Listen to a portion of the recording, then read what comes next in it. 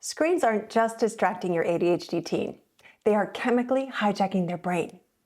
But with 3 science-backed strategies, you can pull them out of the doom scroll spiral without daily battles. I'm Annie Adjin. I'm a certified ADHD coach. I work with teens, college students, and their parents to help them understand ADHD, manage it really well, and ultimately tap into its many gifts. Not only do ADHD brains have a harder time saying no to cheap dopamine that the screens produce, they also get hooked much more easily, and they have a harder time turning them off. Parents find that when they take screens away in order to protect their child, instead of, "Phew, Mom, thanks so much, I was getting sucked into the black hole," they get burned by a fire-breathing temper tantrum. The important neurochemical dopamine runs really low in ADHD, so the brain is searching everywhere to self-medicate, and it will always choose the free and cheap dopamine every time. It's like a car running on empty. You've got to fill the tank fast. And why not stop at the gas station where the gas is free? A neurotypical teen might be able to put off social media until after homework is done. And they might be able to set their phone down when they're talking to you. But the neurodivergent brain is just swept away by a screen. And parents really do have to step in to help keep those screens at bay and protect them from the many addictions that also come along with them. One of the best ways to do this is by collaboratively creating competing interests. You can't just take away that screen. That will never end well. You have to introduce something compelling in its place to demote the screen's importance in their life. Now, on one hand, nothing can compete with the fire hose of free dopamine blasting into your child's brain from their screens. But on the other hand, a recent large survey showed that 2/3 of kids said that they would gladly quit all social media if their friends did too. They do it because everyone's doing it, not because they love it.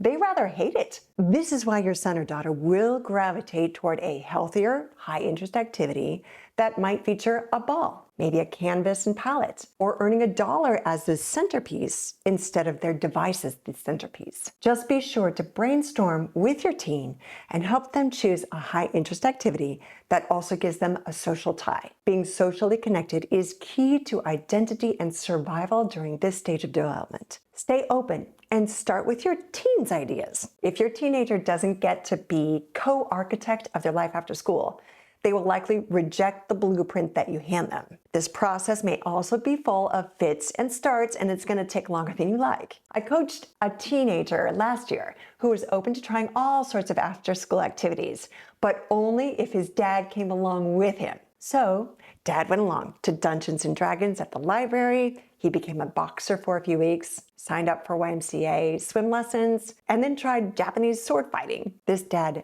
tried it all. And he eventually asked me, "Coach Annie, when is something going to stick?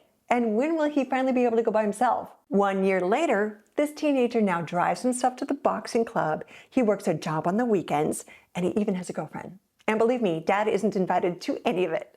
So his phone is no longer the centerpiece. It's kind of an afterthought. It serves as a tool that he uses when he needs GPS, to find the nearest gas station, and of course to take pictures with his girlfriend. Have fun exploring and discovering the right things for your teenager, and stick with it like this great dad did. Eventually, your teen will settle into enriching activities that captivate them with authentic social connection instead of the emptiness of social media. One teen recently told me, "None of us even like social media.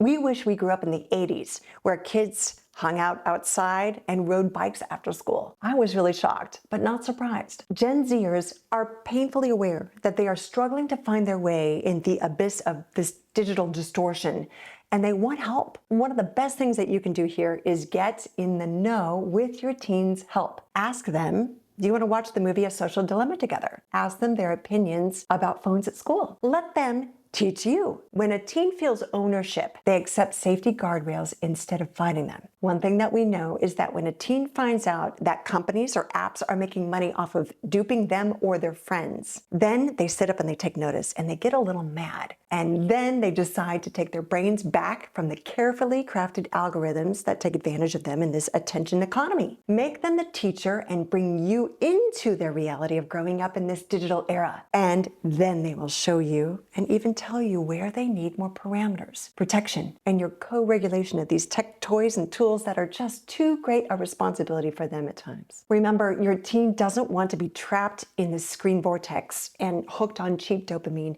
any more than you want to fight about it with them. So this week, start with one of the two strategies that we covered in this episode. You can work with your teen to create some competing interests and make it fun for both of you. Or create a plan together to learn more about how teens relate to technology these days, how it affects their health, and how you can help them practice safe screen hygiene. Both strategies will build connections at home and reduce conflict around technology use. As a bonus, I'm giving you my healthy screen use checklist to use with your teenager, and you can download it for free in the description. If you found this video helpful, please subscribe and share it with another parent who could really benefit from this kind of coaching. You've got this, your teen has you, and you have me, and I'm always helping you get to all A's in your every parenting endeavor.